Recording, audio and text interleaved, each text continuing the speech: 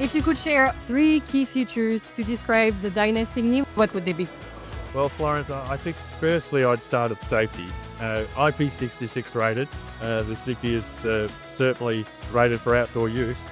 But it also, inside each module, is an aerosol fire extinguisher, which activates within 5 seconds. So from the safety point of view, it's real high-end features. It's also a 15.36 kilowatt hour energy storage with a 10 kilowatt inverter, and that's expandable up to 46 kilowatt hours.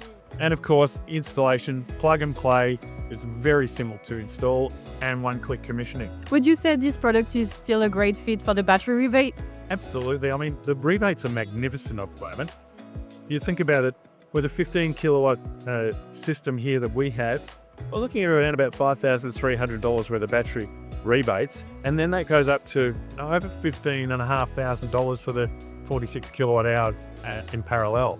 So it's pretty good. It's pretty good. And are you excited that it's the first time the Dyness Cygni is on the market, the Australian markets? Oh, it's magnificent because the feedback I'm getting from installers is so good from an installation point of view. They're just explaining how easy it is to install because of the plug and play, is wire free.